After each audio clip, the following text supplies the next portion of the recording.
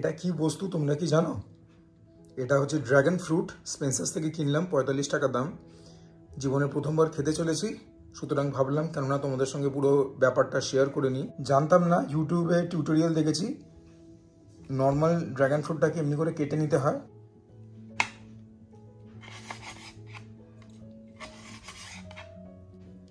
ভেতরটা এরকম, বাট আমি ইউটিউবে যেগুলো দেখেছিলাম সেগুলোর ভেতরগুলো সাদা ছিল। এটা তো একদমই অন্যরকম দেখতে।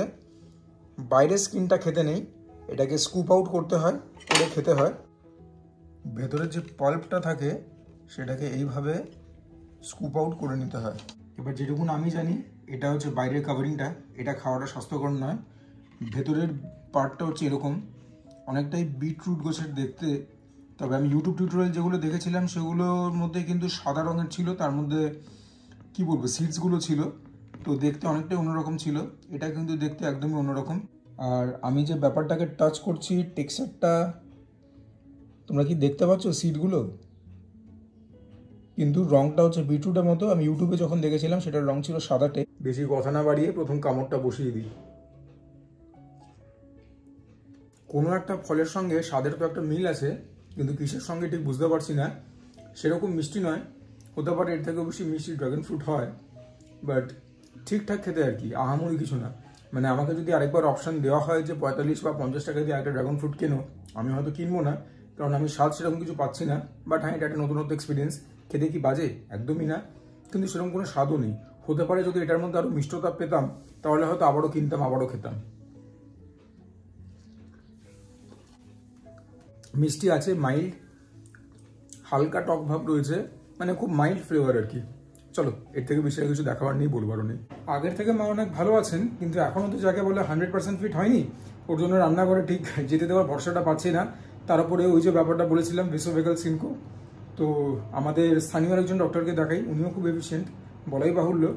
তো উনি বলেছেন যে মার যে একটা অ্যাংজাইটির ব্যাপার চলছে, তার জন্য একটা নার্ভের ওষুধ উনি সাজেস্ট করেছেন, সেটা এখন চলবে। বলছে 3-4 সপ্তাহ টাইম লাগবে বডি ভালো করে সেই ওষুধটাকে রিসিভ করতে।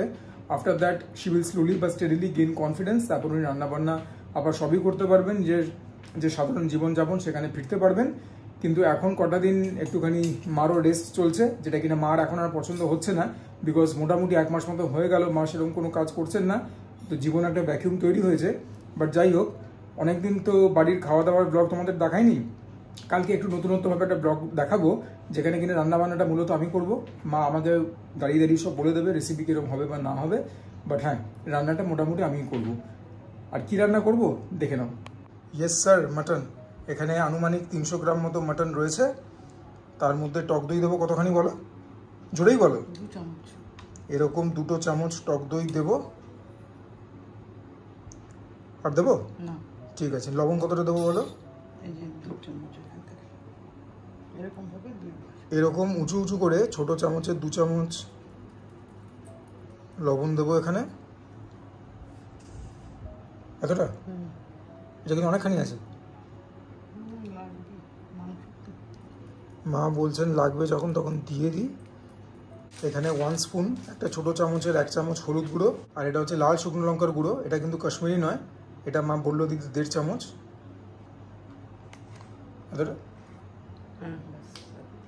ঠিক আছে। এবারে সর্ষের তেল দেব 1 চামচ, 2 চামচ, 3 চামচ মতো সর্ষের তেল গেল, ধরে নাও 3.5 চামচ, কিছুটাতে স্পিল করেছে। এবারে এই পুরো ব্যাপারটাকে মাখবো। দেখি যদি চামচ দিয়ে হলো তো হলো, না হলে পরে হাত লাগাবো। না, চামচ দিয়ে হচ্ছে না, হাত লাগাতেই হবে। সব জিনিস কি আর চামচ দিয়ে হয়? একদম দেশি মানুষ, অত বিদেশি কায়দা কি চলে? বাইরে খাসির মাংস খাওয়াই হয়, ধরো মাটন বিরিয়ানি হলো, বেশিরভাগ মাটন বিরিয়ানিতেই মাটনটা হয় বাইরে খাওয়া। তবে বাড়ির যে একটা তেল কষা বা বাড়ির যে একটা আলু দিয়ে ঝোল, সেটার কি কোনো অল্টারনেটিভ হয় তোমরা বলো তো? হয় না তো। আর মাখতে না মাখতে দেখেছো কালারটা কি এসছে, একদম মার্ভেলাস। এইটা দেখেই তো মনে হচ্ছে কাঁচা খেয়ে নিই।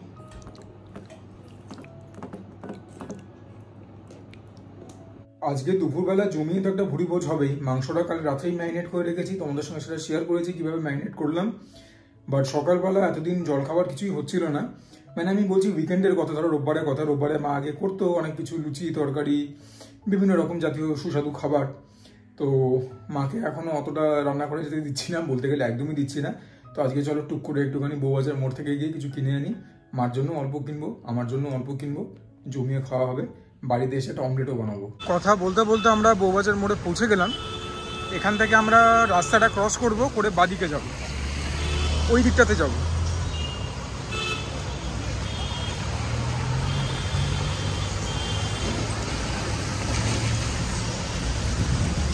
এখানে বেশ কিছু খাবারের দোকান থাকে, স্ট্রিট ফুড।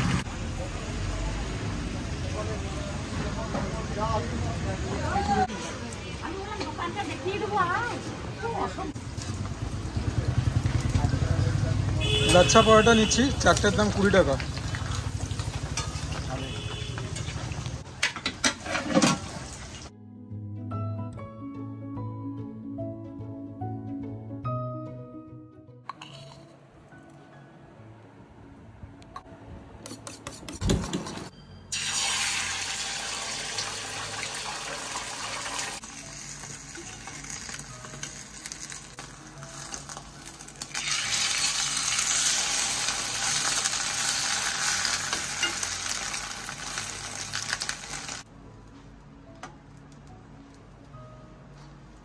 লাচ্ছা পাওয়াটা দেখো 20 টাকায় 4টে দিচ্ছে। আর কত দেবে? এটার সঙ্গে এরকম একটা আলু মটরের তরকারি দিয়েছে। I am not the biggest fan of that. ডিমের অমলেটটা আশা করি খেতে ভালো হবে, যদিও এক হাতে ক্যামেরা এক হাতে ডিম ফাটাতে গিয়ে দেখতে একদম যাচ্ছে তাই হয়েছে। আশা করি তোমরা মার্জনা করে দেবে। আর লাচ্ছা পাওয়াটার প্রথমে একটা বাইট নিই।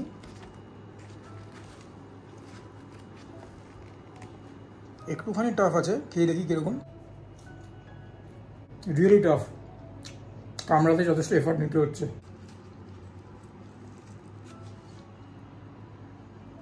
এরকম আলু ছড়ার তরকারি দিয়েছে, দেখি খেয়ে দেখি কিরকম। ঘুগনি গোছের I am not the biggest fan. যাদের ঘুগনি ভালো লাগে তার চেটে পুটে খেও, আমার ভালো লাগে না। তবে ডিম ভাজার যে সুগন্ধ, আমার ওপিনিয়নে very few things can beat that. আর জলখাবারে সকালে একটুখানি যদি ভাজা ডিম থাকে, ইনফ্যাক্ট ডিমেরই মাহাত্ম্য অন্যরকম। যখন আমি হেলদি ডায়েট ফলো করি, ডিম সেদ্ধ খাই। আজকে আনহেলদি হচ্ছে, আজকে রসনা তৃপ্তির দিন, অমলেট খাচ্ছি ডাবল ডিমের।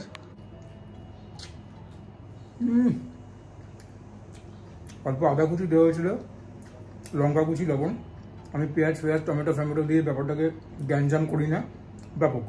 এরপরে যখন মাটন তৈরি করবো তোমাদের সঙ্গে আবার দেখা হবে। মা বলে দেবে, আমি করব। 300 গ্রাম মতো আনুমানিক মাটন ছিল, কালকে তোমাদেরকে দেখিয়েছি। ম্যারিনেট করে রাখা রয়েছে। তার জন্য আনুমানিক 15 থেকে 20টা এরকম রসুনের কোয়া হামানদিস্তায় নিয়ে নেবো।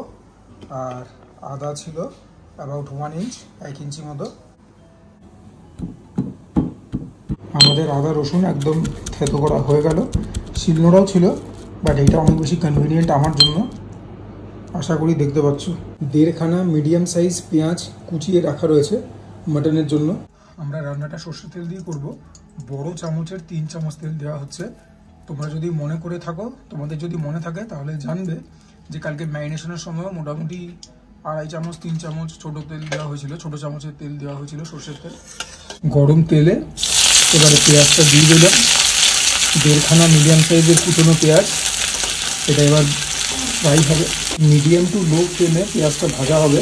পেঁয়াজটা যখন অল্প কালার চেঞ্জ করবে তখন আমরা আদা রসুন যেটা থেতো করলাম সেটা দেবো। হালকা হালকা দেখো পেঁয়াজের কালারটা চেঞ্জ হয়েছে, অল্প অল্প গোল্ডেন, অল্প অল্প ব্রাউন কালার এসছে। তখন আমরা আদা আর রসুন যেটা থেতো করেছিলাম সেটা দিয়ে দেবো। এই গেল আমাদের আদা রসুনের থেতো করা পেস্ট, যাই বলো। এটাও লো ফ্লেমে দেওয়া হলো, নইলে পরে পুড়ে যাওয়ার একটা সম্ভাবনা থাকে।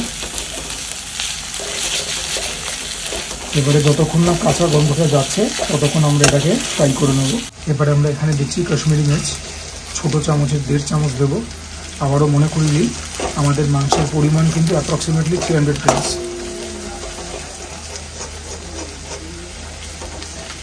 দেখো কি সুন্দর রঙটা চেঞ্জ হলো এবং কালারটা কত সুন্দর বেরোলো। তার তেজপাতাকে 2টো টুকরো করে দেওয়া হলো।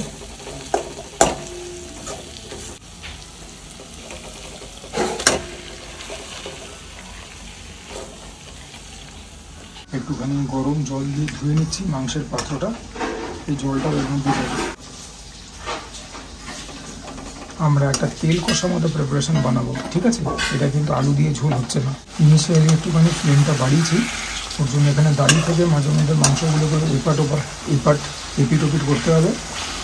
তারপরে ফ্লেম কমিয়ে একদম নিভু আছে চাপা দিয়ে রান্নাটা করবো। প্রেশার কুকারেও যাবে যাতে সেদ্ধ ভালো হয়। মিনিট 3 হাই ফ্লেমে দেওয়ার পরে এখন ফ্লেমটা একদমই কমিয়ে দিয়েছি। এরপরে বাকি প্রসেসটা নিভু আছেই হবে। অল্প গ্রেভিটা টেস্ট করলাম, তো টক ভাবটা একটু কম লাগছে, তো একটুখানি টক দই নিয়ে ব্যাপারটাকে একটুখানি ফেটিয়ে নিয়ে আবার অ্যাড করতে হবে। মা বললেন এরকম আনুমানিক 2 চামচ মতো নিতে। সোয়া সামান দিকটার মধ্যেই দইটাকে গুলে নিলাম এবং নিভু আছে কিন্তু রেখেছি পুরো ব্যাপারটাকে। পরিমাণ মতো একটুখানি জল দিলাম, ওর জন্য ফ্লেমটাকে একটু বাড়ালাম। আবার যখন জলটা ফুটে শুকিয়ে যাবে তখন ফ্লেমটা কমিয়ে দিতে হবে। আমাদেরকেও কিন্তু মাঝে মধ্যে টেস্ট করে দেখতে হবে নুন খুন টক টক সব ঠিক আছে কিনা। ঝালের ব্যাপারটা মিষ্টি আমরা দিই না, যেটুকুন মিষ্টটা আসে পেঁয়াজ থেকে আসে। দেখো তেলটা ভেসে ভেসে এসছে, তো এখান থেকে একটুখানি টেস্ট করে দেখি যে লবণটা ঠিকঠাক হয়েছে কিনা। ঝাল একদম ফ্যান্টাস্টিক হয়েছে, টক ভাবও ঠিক আছে, লবণ একটু লাগবে। কড়াইতে আর বেশিক্ষণ নেই, ওর জন্য মা ফ্লেমটাকে বাড়িয়ে দিয়েছেন। এবারে এর মধ্যে একটুখানি জল দিয়ে ব্যাপারটাকে প্রেসার কুকারে বসাতে হবে। আমি বলবো এখানে আনুমানিক 1.5 কাপ মতো জল গেল, 1.5 কাপ মতো জল গেল। এখন তোমরা দেখবে ঝোলটা ফুটছে, এই সময় কিন্তু ব্যাপারটাকে প্রেসার কুকারে ট্রান্সফার করতে হবে।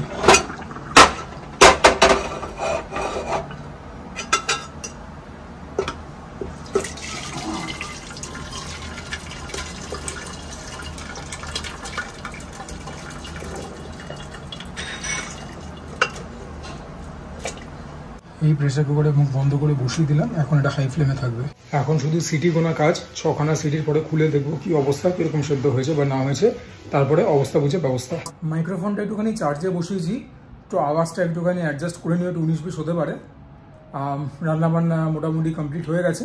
শুধুই কি মাংস ভাত তা নয়, তাছাড়াও একটা সারপ্রাইজ রয়েছে, যখন খাবো তখন দেখাবো। আর দেখো ব্যাপারটা বলো তো কি, কাজ তো কাজের মতো করেই চলবে, এবং যখন আমি এটাকে একটা প্রফেশন হিসেবে বেছেছি এবং আমি সাকসিড করতে চাই in the realm of YouTube, তখন তো কাজ করতেই হবে। আর তোমরাও যখন নিজের পরিশ্রমের টাকা দিয়ে নিজের মোবাইলকে ডেটা রিচার্জ করাও, তখন তোমরা এন্টারটেন হওয়ার জন্য ইউটিউবে কন্টেন্ট দেখো, তো তোমরাও তোমাদের কাজটা করছো। কিন্তু এগুলো তো আমাদের কাজ, এর বাইরে একটা বৃহত্তর কাজ আমাদের থাকে অ্যাজ হিউম্যান বিংস। এই মুহূর্তে কলকাতায় যে ঘটনাটা ঘটলো, ভেরি আনফর্চুনেট, বারবারিক, ক্রুয়েল, যাই বলবো সেটাই কম হবে। এসো সেই ব্যাপারটা নিয়ে দুটো কথা বলি। At the end of the day আমি তো একজন ক্রিয়েটার, কন্টেন্ট ক্রিয়েট করছি। কেউ কেউ বলতে পারে ইনফ্লুয়েন্সার, এবারে আমি খুবই একজন ক্ষুদ্র ইনফ্লুয়েন্সার। আমার কথাবার্তা শুনে হয়তো 1-2জন করে তোমরা হয়তো আমার রেকমেন্ডেড রেস্টুরেন্টে যাও, কারুর ভালো লাগে আমার রেকমেন্ডেশন, কারুর অপছন্দ লাগে, ফেয়ার এনাফ। তো বিইং আ কন্টেন্ট ক্রিয়েটার, বিইং আ ইনফ্লুয়েন্সার, আমার মনে হয় এটা আমাদের প্রত্যেকের দায়িত্ব যে সোসাইটিতে যে সমস্ত ঘটনা ঘটছে সেটাকে নিয়ে আলোচনা করি, ভালো হলে ভালো, মন্দ হলে মন্দ। আরজি কর হাসপাতালে যে ঘটনাটা ঘটলো সেটাকে আমি কি ভাষায় ব্যক্ত করব আমি জানি না। ভদ্র মানুষের চ্যানেল তো, এবং ভদ্র মানুষদের জন্য চ্যানেলটা, তো মুখ খিস্তি দিয়ে বা গালাগাল দিয়ে তো কথাবার্তা বলাটা ঠিক সমীচীন মনে করছি না আমি। নইলে পরে সেটাই কিন্তু প্রাপ্য যে ঘটনাটা ঘটলো। সঞ্জয় রায় কি ভাবছিলেন, কি ভেবে আমি জানি না, মানে ঠাকুর এদেরকে কিভাবে বানিয়েছেন। যখন এরকম ঘটনা ঘটে, আমি কিন্তু খুব ঈশ্বর বিশ্বাসী, তোমরা হয়তো আমার কথাবার্তা টের পেয়েছো, কিন্তু যখন এরকম ঘটনা চোখের সামনে আসে মনে হয় যে ঈশ্বর বলে কিছু নেই। একটা অত নামকরা হাই প্রোফাইল গভর্নমেন্ট হসপিটাল, সেখানে কোনো সিকিউরিটি থাকবে না, সিসিটিভির ব্যবস্থা থাকবে না। আমি তো ভেবে পাচ্ছি না কি অরাজকতার মধ্যে আমরা বাস করছি। এরপরে যারা বাচ্চা বাচ্চা মেডিকেল স্টুডেন্ট, তারা কি ভরসায় যাবে, তাদের মা বাবারা তাদের কি ভরসায় ছাড়বে। প্রত্যেকে যে নিজের শহরেই চান্স পাবে তার কিন্তু কোনো মানে নেই। কয়েকদিন আগে আমার এক ভাইয়ের সঙ্গে দেখা হয়েছিল, আমার এক সাবস্ক্রাইবারের সঙ্গে মেডিকেল কলেজের কাছে। সে আমাকে বলছিল যে প্রাইভেটে ডাক্তারি পড়বার খরচ অলমোস্ট 1 কোটি মতো। অনেকে ওর জন্য বাংলাদেশে গিয়ে পড়ে আসে, বাংলাদেশে বোধহয় পয়সার নিরিখে খরচটা কম হয়, আমাকে সেই ভাই বলছিল, নামটা মোস্ট প্রবলি আমার মনে পড়ছে না, আমার 1-2 ভিডিও আগেই আমাকে কমেন্ট করেছে। তো যারা মেধাবী ছাত্র, যারা মেধাবী ছাত্রী, তারা খুব মনোযোগ দিয়ে কষ্ট করে নিজেদের পড়াশোনাটা করেন, তারপরে তারা মেডিকেল জয়েন্টে চান্স পান, তাহলে পরেই যদি জয়েন্টের র্যাঙ্কটা ভালো হয় তখনই তারা গভর্নমেন্ট কলেজগুলোতে চান্স পায়, মেডিকেল গভর্নমেন্ট কলেজগুলোতে। এত কাঠখড় পোড়ানোর পরে এই কি পরিণতি? আমি জানি না আমি কি ভাষায় ব্যাপারটাকে অ্যাড্রেস করব। আমার মনের মধ্যে যেটা চলছে সেটাকে আমি আদৌ ব্যক্ত করতে পারলাম কিনা আমি জানি না, বাট আমি এটুকুন চাই যে ব্যাপারটার ওপরে যে অ্যাকশানই নেওয়া হোক সেটা যেন দ্রুত নেওয়া হয়। জানো তো, টিভি চ্যানেলে আমি দেখছি যে পুলিশি জেরায় সঞ্জয় রায় কনফেস করেছে। এবারে কোর্ট কিন্তু কনফেশনকেও মানে না, তার কারণ কোর্ট কিন্তু কিছু ভুল না। অনেক সময় পুলিশি কি বলবো, জেরার চোটে বা পুলিশের ভয় বা পুলিশ যেভাবে হয়তো জেরা করে, বা যদি পুলিশ আমরা দেখি না সিনেমায় 3rd ডিগ্রি 2nd ডিগ্রি এই সমস্ত বিভিন্ন ডিগ্রির যদি ব্যবহার করে মারধর দিয়ে, অনেক সময় ধৃতরা ভয়েতে হয়তো পুলিশ যেটা শুনতে চায় সেটা বলে দেয়। অনেক সময় পুলিশ অফিসাররা আনস্ক্রিপুলাস মিনসও অ্যাডাপ্ট করে, যে কাউকে দোষী সাব্যস্ত করে বা কাউকে একটা স্কেপগোট বানিয়ে নিজেদের দায়টাকে ঝেড়ে ফেলা, যে দেখো আমরা তো একটা দোষীকে সাব্যস্ত করতে পেরেছি। আমি জানি না এক্ষেত্রে কি হয়েছে, বাট যেরকমভাবে পুরো ব্যাপারটা চোখের সামনে আসছে মিডিয়ার থ্রু দিয়ে, সঞ্জয় রায় যে কালপ্রিট এই বিষয়টা তো মোরলেস সার্টেন। তো কোর্ট যদি একদম 100% সার্টেন হয়ে যায় যে সঞ্জয় রায় অ্যাকচুয়াল কালপ্রিট, ব্যাপারটাকে যেন দ্রুত থেকে দ্রুত অ্যাকশন নেওয়া হয়। এবং এই যে ডিসিশনটা যে সঞ্জয় রায় আদেও কালপ্রিট কি কালপ্রিট না, এই ডিসিশনটাতেও কিন্তু আসতে হবে কোর্টকে, মাননীয় আদালতকে, একদম দ্রুত থেকে দ্রুততম বেগে।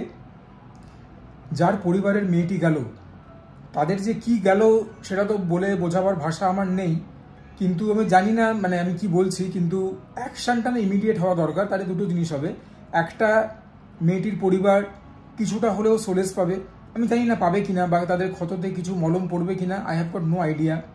বাট যেটা হবে সেটা হচ্ছে এরকম টাইপের যারা মানুষ, সঞ্জয় রায় গোছের কয়েকদিন আগে হয়েছিল নির্ভয়া কাণ্ড, তার আগে হয়েছিল ধনঞ্জয় আমাদের কলকাতাতে, এরকম টাইপের মানুষরা এরকম কাজ করবার আগে না 10 বার ভাববে, এবং শুধু ভাববে না, প্রথমবার ভাবার পরেই তাদের যেন মানে কি বলবো, মানে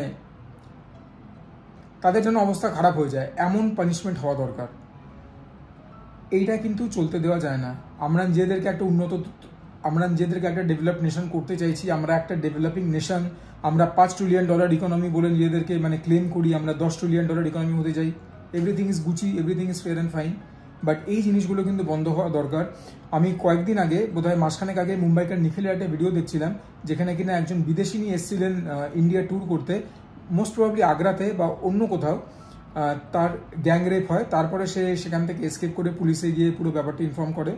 তো এইটা কি চলছে আমাদের দেশের প্রতিচ্ছবি, আমাদের নেবারিং কান্ট্রিজ বলো বা UK USA বা বিভিন্ন দেশের কাছে আমরা কি রিফ্লেকশন নিজেদের তুলে ধরছি, এটা কিন্তু ভাববার টাইম চলে এসেছে।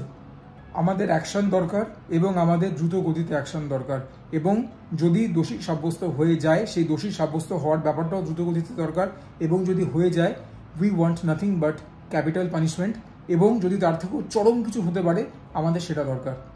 এরকম টাইপের লোকদের হি শুড বি স্কিনড অ্যালাইভ। আমি জানি না কতটা বলা ঠিক হচ্ছে কি হচ্ছে না, বা কতটা বর্বরচিত শোনাচ্ছে, বাট এটাই আমার মনের মধ্যে চলছে এখন। দেখো বন্ধুরা, এটা হচ্ছে আজকের সানডে স্পেশাল মাটন, যেটা কিনা মার তত্ত্বাবধানে আমি রান্না করেছি। প্লেন অ্যান্ড সিম্পল, খুব একটা কঠিন নয়, চাইলে তোমরাও বানিয়ে দেখতে পারো, আশা করি তোমাদের ভালো লাগবে। এরকমই যেরকমই হোক জানিও কমেন্ট করে, দেখতে কিন্তু অসাধারণ লাগছে। এটাই ছিল সারপ্রাইজ যে একটা ইলিশ মাছও ভেজেছি, কেননা ইলিশ মাছের তো সবথেকে ভালো প্রিপারেশন এটাই। যখন তেল দিয়ে খাবো বলাই বাহুল্য, ফ্লেভারটা বহুগুণ এলিভেট হয়ে যায়। কাঁচা লঙ্কাটা একদম আবশ্যক। এই মাছটা কেনার সময় তো তোমরা ছিলে, তো মাছের স্বাদ সেরকম ভালো নয়, কিন্তু যখন মাছ ভাজা হয় ইলিশ, তার স্বাদ কিন্তু বেড়ে যায়। গরমা গরম ভাতে ইলিশ মাছ ভাজার তেল আর ইলিশ মাছ ভাজা, আজকে বৃষ্টিও পড়ছিল, so very few things can bit this. হ্যাঁ, খিচুড়ি ইলিশ মাছ ভাজা হতে পারতো, তবে যাই হোক, খিচুড়ি দিয়ে তো আর মাছ ভাজার তেল খাওয়া যাবে না। লেন্সের থ্রু দিয়ে ইলিশ মাছ ভাজাটা সবসময় একটু চ্যালেঞ্জিং, তবে এতদিনে ব্যাপারটাকে কিছুটা হলেও আয়ত্তে আনতে পেরেছি। এটাকে নিয়ে কি বলবো বলো তো, এটা তো পুরো আবেগ। অনেকদিন বাদে বাড়িতে জমিয়ে একটা ভুড়ি ভোজ করছে, জমিয়ে মানে দেখো, এখন তো আগের মতো রান্না হয় না অতগুলো পদ, তবে যেটাই পাচ্ছি ঈশ্বরকে ধন্যবাদ, জমে গেছে। আজকে সবগুলো রান্নাই আমি করেছি। এখানে আলু পেঁয়াজ ভাজা মা বলে বলে দিয়েছিলেন, আলু পেঁয়াজ ভাজা দিয়ে তো একটুখানি ইলিশ মাছ ভাজার তেল দিয়ে যে ভাত মাখা খেতে হবে এক গ্রাস, ব্যাপক ব্যাপক। তোমরা ইলিশ মাছ ভাজার তেল দিয়ে লাস্ট একটা বাইট দেখে নাও। একটু মাছ নিলাম, আলু পেঁয়াজ ভাজা তো অফকোর্স একটু নেব, একদম জম্পেশ একটা বাইট হবে সুজয় ক্রনিকল স্টাইল।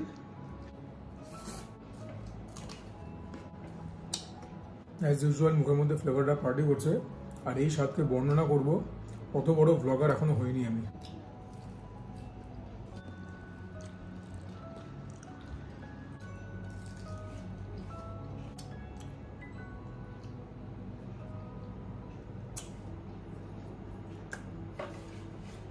তোমরাই দেখে বলো রং রূপটা কিরকম। হ্যাঁ, সবই মা আন্দাজ করে দিয়েছে, বাট বানিয়েছি তো আমি। তবে চিন্তা করো না যে রিভিউটা দেবো আনবায়াসড রিভিউ দেবো, নিজে বানিয়েছি বলে বাড়ি চাড়িয়ে বলবো না। আর কটা হুইসেল লেগেছিল জানো ইন টোটাল? প্রায় 15টা না 16টা, ভাবতে পারছো? এবার দেখা যাক কিরকম সেদ্ধটা হয়েছে। কিরকম লাগছে? অদ্ভুত সুন্দর হয়েছে রে। বাজে কথা বলো না। না না, বিশ্বাস কর, না হতেও পারে, কেননা তুমি তো সব বলে ঠলে দিয়েছো।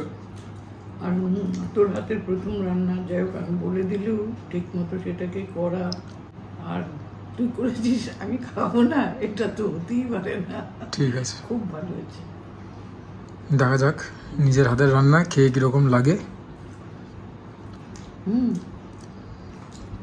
মা তো বলছে ভালো।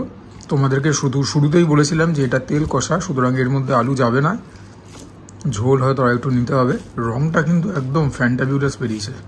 এবার আমি জানি না এতে কতটা কৃতিত্ব আমার আর কতটা কৃতিত্ব মায়ের। তবে বন্ধুরা, আমাদের থেকে একটা মিস্টেক হয়েছে, তোমরা কিন্তু সেই মিস্টেকটা করো না। যখন রান্না হয়ে যাবে, প্রেশার কুকারেই আজকাল লোকেরা করবে, ব্যাপারটাকে কি বলবো, সময়ের উপযোগী করে তুলবার জন্য। যখন রান্নাটা কমপ্লিট হয়ে যায় তখন উপরে কিন্তু অল্প গরম মশলা স্প্রিঙ্কেল করে দিতে হয়, কেউ কেউ অল্প 1 চামচ ঘিও দিতে পারেন। আমরা আজকে গরম মশলা দিতে ভুলে গেছি, তো বুঝতেই পারছো মা কিরকম গরম মশলাটা করলো। দেখা যাক নিজের হাতের রান্নার প্রথম গ্রাস। ভাই ফাটিয়ে বানিয়েছি, গরম মশলা না দেওয়া দিয়ে সত্যি কেউ এসে যায়নি। মাঠে বাইরে ছক্কা পর শিওর, ঝাল ঝাল হয়েছে, টকটা একদম টু দ্য পয়েন্ট, নুনটা একদম টু দ্য পয়েন্ট। ভাবতে পারছি না এই হাত দিয়ে তৈরি করেছি। তবে সিংহভাগ কৃতিত্বটাই মায়েরই রেসিপি। তবে যা করেছি তো, ঈশ্বরকে ধন্যবাদ এত ভালো খাবার খেতে দিয়েছেন বলে। দেখো মাংস কিরকম সিদ্ধ হয়েছে, দেখো হাড়ের থেকে খুলে আসছে, বাহ, 2 আঙুলে ছিঁড়ে আসছে। আর এই হচ্ছে মাটনের কোয়ালিটি। তো এটা নিয়ে যদি প্রশংসা না করি তাহলে কী নিয়ে করবো বলো? এটা নিয়ে যদি প্রশংসা করতে হয় তাহলে গান লিখতে হবে, কবিতা লিখতে হবে, ওরকম ব্যাপার। একদম pinkish reddish hue, that is so desire, প্রাপ্তবয়স্ক খাসি। মাংস দিয়ে যদি মাংসের ঝোলে বাইট না নিলাম তাহলে আর কি করলাম জীবনে। আর খাসির কোয়ালিটি যখন এরকম,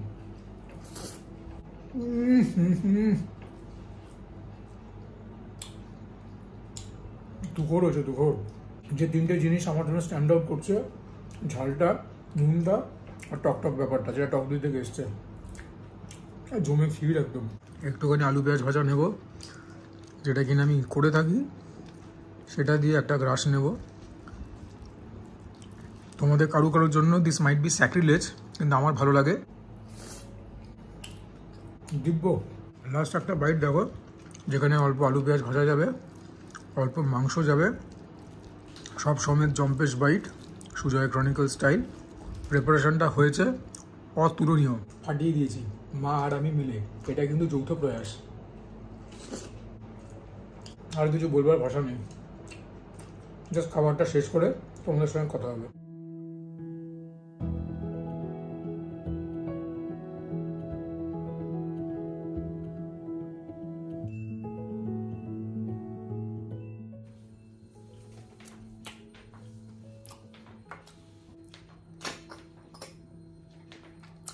বন্ধুরা, আজকে ভিডিওটাকে তাহলে এখানেই ইতি টানছি।